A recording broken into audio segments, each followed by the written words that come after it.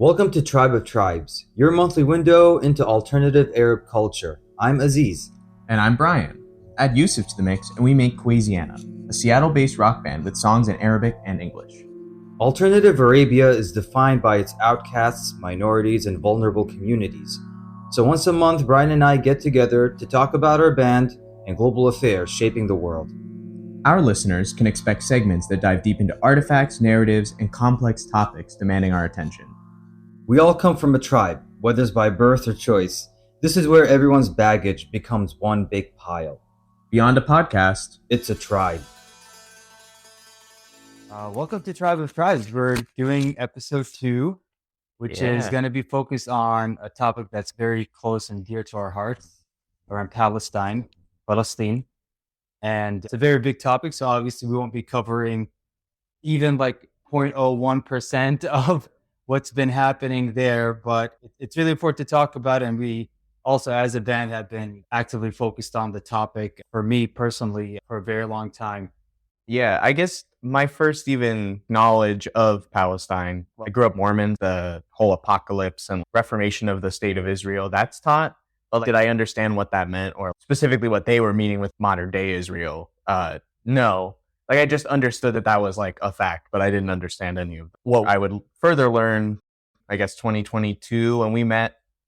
Aziz gave me a book, which I read, and I'll talk about here in a minute. And that kind of started, I was like, oh, this is something that's actually more than just simple hatred of religions or whatever. It's normally painted in this religious conflict light when it's more like colonization. But then I guess that was before October 7th. I saw most of this like TikTok and Instagram, seeing real people posting what's happening and bearing witness to that, seeing everything that happened. It became so much where it's not even bearing witness at this point. I'm not gaining anything more out of seeing more gruesome. Yeah. So now it's more important to focus my energy on spreading the word rather than just like consuming.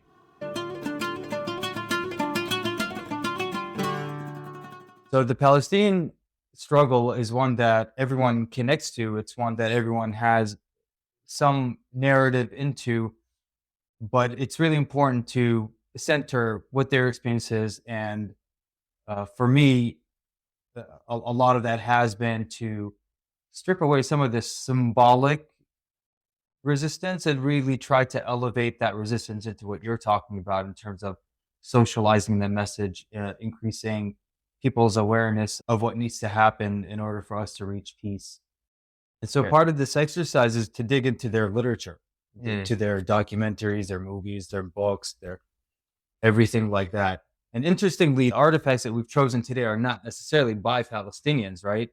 So that also says something about our choices too. Is that the artifact or the artifacts that end up becoming popularized in the West are ones that are made by someone observing Palestinians rather than by someone who's actually Palestinian. And so on that note, I would encourage you to read Mahmoud Darwish. I would encourage you to look into the very robust and rich cinematic history that they've had. And I think you will get a little bit under the hood in terms of what's happening there. Surf and Gaza is a really interesting film, book, a DVD that was embedded into this small book. A very beautiful picture book that was written by Alex Klein. I got interested in this book because of all the translations that it provides. So you'll see that it's in half in Arabic and then French and then English. Oh, it's in French too. Very interesting. And then it has pictures that are very nice to look at. Makes you feel like you're in a travel magazine or something. And basically it encapsulates this experience of someone who wants to bring surfboards to Palestinians so that they can surf. So ultimately it is pro-Palestinian. The writer sees the humanity of the other. This came out probably in the early 2000s, but there's certain language that we've learned, especially those of you who are on social media a lot. There's language that you learn to challenge. And in this instance, I want to show you here where it says how to travel to Gaza and not die. And it's just a page that has a large headline that says how to travel to Gaza and not die. But ever since what's been happening last year and this year, and even before that, this term of dying seems to stand in place of killing, because they're not simply dying. It removes the agency from how they're dying, right? They're not just dying of old age. Yeah, they're being killed. So that would be a more honest headline, which is what a lot of people on social media do. And it's helped me to discern what did they actually mean when they say peace? What did they actually mean when they say these words that at face value seem like they're genuine and good intentioned, but then saying died instead of killed? We saw that a lot with the drone strikes, with a lot of these kind of incidents where they would constantly work to remove the agency of who is doing the killing, the occupier. I think I got a lot of enjoyment and excitement out of this type of text when I was younger. And I think especially because seeing the Arabic and English translated side by side is very exciting. But then, yeah, starting to read between the lines, you start to realize that there's something underneath here that makes it hard to respect the project almost. So it undermines everything. That's really how I feel about it. I like the fact that this person is trying to bring surfboards over to Palestinians. I like this idea of divided by politics, united by surf. And so that's my artifact. I would love for you to share yours, Brian. Well, I have a couple. I think it's important to touch on some modern kind of Palestinian voices. And so like Bassan has been posting reels within Gaza. You can go through and see the progression of this and see how desperate it's been and how it continues. She just recently went back to her home, like the ruins of her home, and that was a very powerful video. So if you're going to just watch any of those, I'd watch that. Then I will also recommend a song by the artist Bamboo. It's called Intifada. He's Filipino, but if you know the history of the Philippines, it's very similar to like, being victim of colonization during World War II by Japan. And then their leaders sold them out and those kind of things. That's a really important aspect to underline, because the Palestinian cause is one that is constantly co-opted by people who want to take advantage of it. Mm-hmm. And similarly to what you have in a lot of places in the Middle East, where you have leadership that is divorced from the interests of the public. So they make deals with autocrats and authoritarian regimes and things like that, because they're in a desperate situation. It's hard to think strategically, or it's easier to be misled. You're just more vulnerable. One more artist, MC Abdul, who's from Palestine as well, when he talks about his house being destroyed or something like that, that actually happened. And so just you can hear that pain in his voice. And it's things like that that confirmed to me like the importance of listening to people who have been there, who have experienced exactly what's happening. But again, those aren't always the most popular sources. Kind of segue to our book circle for this week. I got Palestine by Joe Sacco, which is a graphic novel journalizing the Palestinian conflict. He toured there and experienced what the people experienced and wrote it in this book. It was originally serialized from like 91 to 93. And then this book was released in 2001, which is a compilation of all of the volumes. So this is still before I was born. And yet it still shows like a lot of the same stuff has been going on for the last 20 years, like since it's been released, and only gotten worse. This graphic novel came out during a time when there was a real, I would say, identity crisis in journalism. And when I saw this, I was completely floored, as I think a lot of people that were seeing it for the first time were seeing it in this way. Just this book tells a story with a lot more emotional impact than a steady kind of article that comes from a traditional newspaper. They would have to edit it down to the bone. And obviously this has been edited, I'm sure, but the drawings and just the way that the narrative, the sequentiality of the ideas is very different than what one would get when they're simply consuming text. And I think it's really important for creative work to center Palestinians as much as possible. So, for example, when we were first writing a song called Status Quo, which you can find in our EP, Status Quo was written in a way that was told really from my perspective. But then as the conditions in Palestine worsened, I decided that it was important for the lyrics to be really focused on the victims and to try to show what they were going through. So that's where the description on the second verse comes from. Soft breathing under rubble, kids crushed by heavy metal, building from scratch.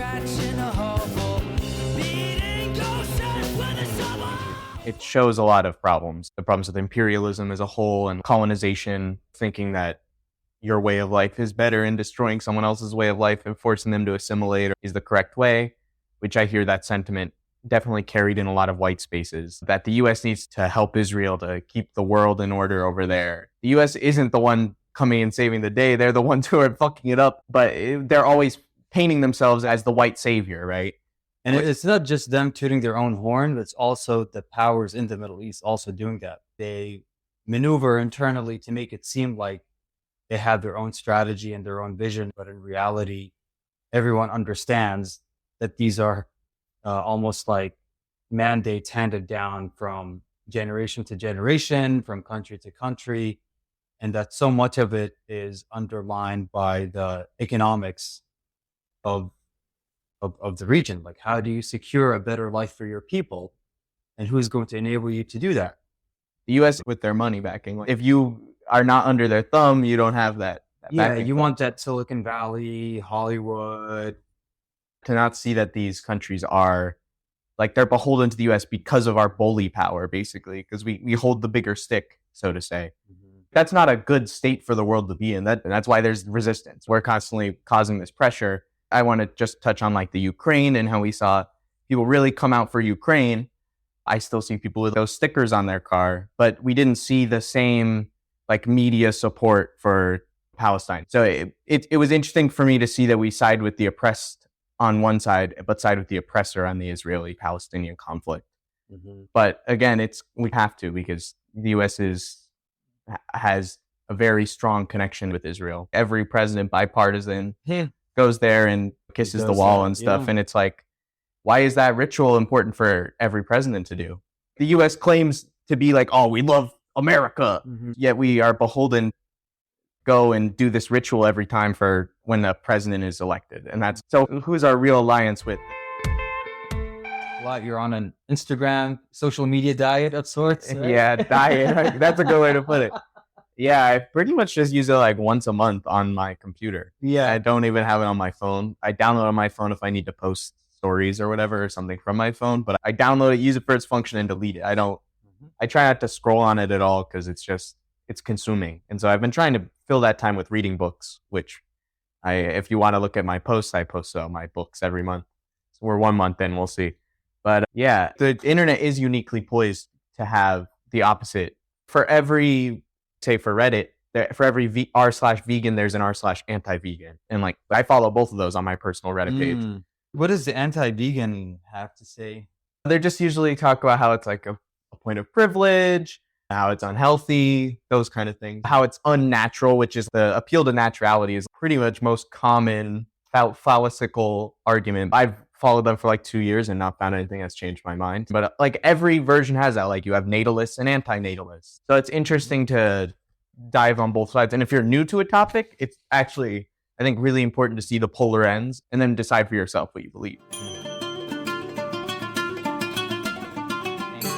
The conversation is now like, it's a lot more of an open field. I think especially with Trump in office now, like there's a real turning things up on its head, and all the kind of like judgments and assertions that you would make in a previous time, like you are a little bit hesitant to make some of those assumptions and assertions at this stage because you're more aware of the systems and you're seeing how things are like flipping and flopping and flipping and flopping.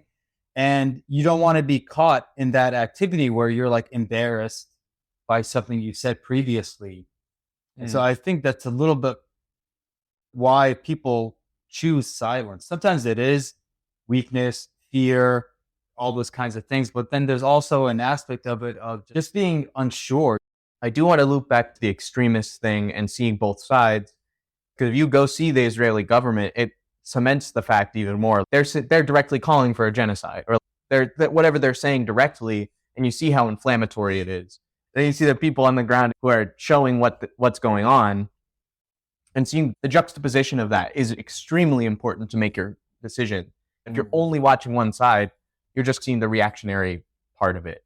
But if you're seeing both, you can have a more nuanced and deep understanding. Yeah, this is why I always encourage people to learn about Judaism, to learn about the Jewish culture, to not be so afraid of just like Hasidic Jews or any kind of Jewish individual. I played music with a Jewish person at an airport in New York. I was like at some concert, and it was like on one of those days that they couldn't touch electricity.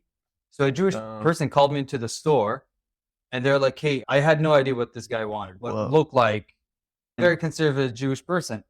And just like there with his family and his, oh, today we can't like, I had no idea. I think you're talking about like Sabbath or something. And I had no way of just, positioning him because I'm from Kuwait. I've never interacted with anyone who looked like this. It's always, You didn't have that cultural consciousness. yeah, which even now I'm like lacking, but at least I have an understanding of some of the mannerisms, some of the rituals. I've been to a Jewish person's like naming ceremony. Someone had a child and they only announced the child's name at the ceremony. So I was there. I saw people like looking at me a few times, like not sure why I was there. Apparently it was because I didn't have the thing on my head. A yarmulke. Yeah. So I think for most Kuwaitis, for most Muslims, if you're like associating with Jewish people, it's like somehow this sacrilegious thing that you've created. But I think it's really important to find those kind of overlaps. And I know that there's other people who believe in that kind of approach, but obviously you're going to be discouraged from that kind of approach in a space that's completely just outright anti-Israeli, anti-Jewish. I think I can be on board with anti-Zionist, but I can't be anti-Jewish. Jews used to be in Kuwait. There was like Kuwaiti Jews. They used to be in like Algeria and Morocco. There's a lot of these kind of like linkages. And if you're just going to say Jewish equals bad, you're missing out on a lot. And you're also not necessarily helping the world progress towards the healing that needs to happen at the stage.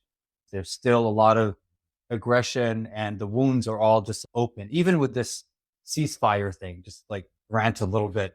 The ceasefire thing, I don't understand what they're talking about because they announced the ceasefire, the Gazan people are moving back, and the next day, actually not even the next day, they were already bombing and attacking the West Bank.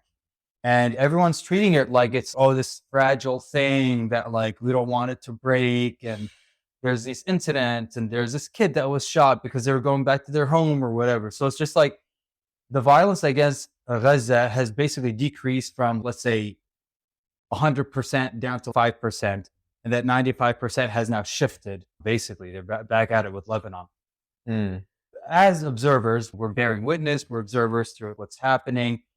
But then there's also a little bit of, hey, we're like in a band. This band has a potential to reach. We're posting on social media. I'm in my house, but this has the potential to reach. And you never really know what's going to stick. Sometimes like the dumbest things that you post online is like what gets picked up. But every once in a while, I don't know, the internet seems to really pick up on smart things that people say, that we say. And yeah, we find that feedback. That's a little bit of what I'm living for. There's certain lines that I just can't justify. If you're like donating money to Israel, for example, like to me, that's just what? Why? Well, and I think that the biggest issue with a lot of the Middle Eastern countries, the Arab countries, is that the accountability and the enablement is next level. So when you punish someone, you punish the person that is committing the incident of fraud or whatever that they've committed, but you're not looking at the person that enabled that to happen.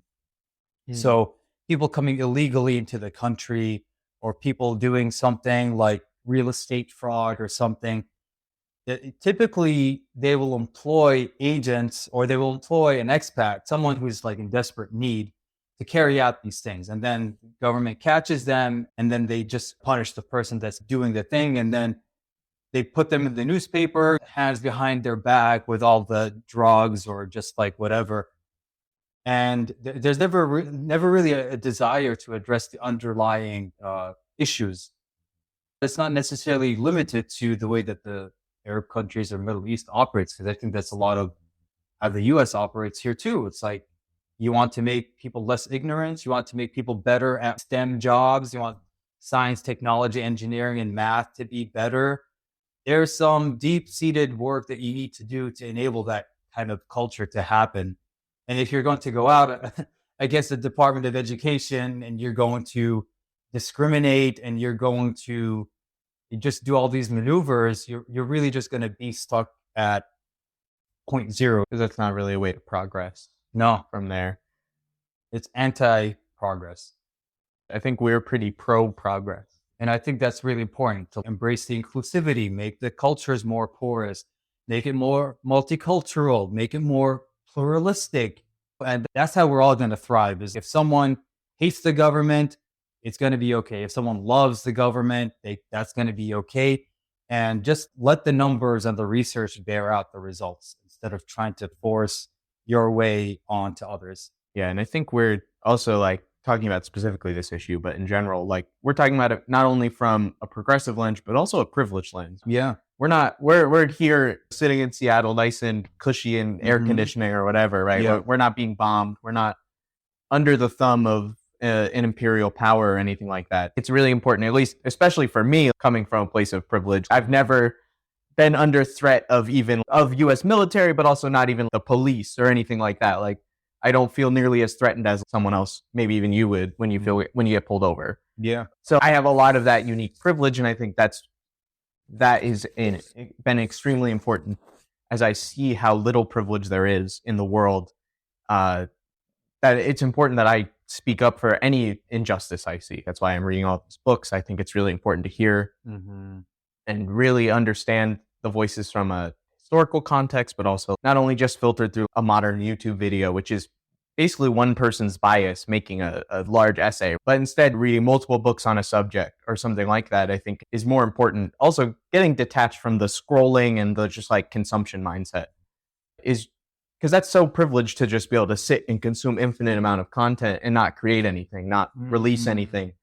But it's important to notice that like where we can use our privilege powerfully, especially me as a white person, how important my power of privilege is that I don't even have to think about or fight for. I just Yeah. am given. It's so true. I feel the same way being a Kuwaiti because a lot of Kuwaitis are just quiet and going along with the movements that are predetermined for them. Even when they resist, it's coming from a place of personal freedom, personal voicing, closed settings. No one's willing to put their reputation or their life on the line because it's just too good. So when I made the decision very early on in life, I was like 16, 17, something clicked. It's just like, in a very strict way, I was like, I need to treat music as my child. And in order for me to pursue music, I need to sacrifice everything that I have around me to do this. Because at that point, a lot of the people who were around me just thought that music was like sacrilegious, haram. And then even the people who didn't think that it was haram, they were like very commercially minded in that they were like, they want to fix my voice. They want me to play like more traditional. They want me to do weddings and covers and play at restaurants. That's like kind of what people do there. I just didn't really want that. And it is only the person that is capable of critical thinking that is able of taking a step back, that is able to know when something feels icky or it's going to come at the cost of sacrificing someone else's freedoms and rights. Without that inner work, you're really going to be left with, I would say, a shell of a human being. They might feel good about what they're doing, but it's hard to respect people that kind of operate like that. Yeah, and that like single-minded view almost. Just I guess whatever they think is important is the only thing that's important. Yeah. And I think like about the principle of multiculturalism, I think we see that in a lot of things. People can appreciate art from other cultures, like especially Asia and Japan and things like that, like most of our video game culture or whatever. But like the one thing we all do is we all eat, right? And multiculturalism, if you like good food, you should enjoy multiple cultures. Like I just think that one thing for me, seeing like people like Anthony Bourdain or travel the world through food and seeing how every culture has some unique just food to contribute, let alone all the other parts of culture. But because everybody eats, not everybody likes to watch paintings or like likes to look at paintings Yeah. or read books. Yeah. But everybody eats, so it's just, no matter the struggle, no matter the level of poverty, there's always some really intense food culture that's always going on. And for me, that's a really good window to see the importance of multiculturalism, food fusion, and things like that awaken you to even know that Vietnam is a place or to know that India is a place. But I think it's very interesting to view it through food, see people like Anthony Bourdain and through other art forms as well.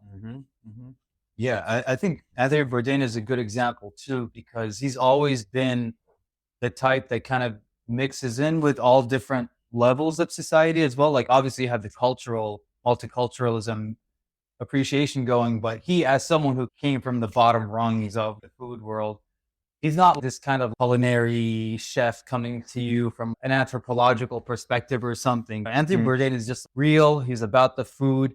He connects with everyone. And it's this kind of like casual manner that I feel is what's lacking. Like when people get disgusted by, someone that is like a different skin color than them, or what happens a lot is you're used to seeing Hispanics as doing these kind of like low wage jobs or something. And then suddenly you see a Hispanic that is like a CEO. And there's that kind of, you see the CEO in light of the kind of like masses, and you almost start to take away, it starts to eat away at your respect for them, because like you have this idea that like your people tend to do these kinds of jobs. I think someone said like black jobs, right? There was like something in the election cycle happened where I feel like, what do you mean by black jobs? It's just this kind of like idea that in Kuwait, for example, we have laborers, right, who are like in the streets cleaning, or they can be like maids. Some of them refer to them as like domestic workers, but then there's also people who call them servants. But you're in a private school and your teacher is Filipino, or your boss is now Indian, an engineering person that like knows everything about like nuclear physics, and he's coming to open up this like plant in your like country. The people there will have a hard time treating them with the amount of respect as an expert, because they've been so conditioned by society to see their people as that preconceived notion overtakes even their expertise. And I think women experience that a lot too. a lot. Obviously, I don't think either of us can really speak to, but just a little bit. Like I think they also are often, because people believe that women can't be smart or whatever, when they're experts in a field, they're often not listened to the same extent that you or I might be. Yeah. It seems that a lot of people let preconceived notions, let that judge an individual. Whether or not you believe a stereotype is true, why would you assume that applies to every single person? You have to have that level of self-knowledge to even be able to look outward and be like, oh, not every Japanese person is this way, or not every black person is this way, or whatever. Yeah. But if you're not even thinking about your own self and your own identity, you're not even going to be able to have those higher level thoughts about other people's identity and them being individuals. Absolutely. I feel like our theme for this episode has been on Palestine, but it really should be self-awareness. It's important because this is just an issue that has highlighted that for us. Yeah. As it's like currently happening, and it won't be the only aggressive imperial power to happen in my life, I'm sure. Hope it is the last one, but it's definitely not going to be. So it's important to not just scream free Palestine, but not care when the Congo is being raided or Mexico's on fire or any of these other things that are happening. Not to just be single-mindedly, oh, I cared about the Palestinians, I don't have to care about the Congolese, or I don't have to care about the Haitians.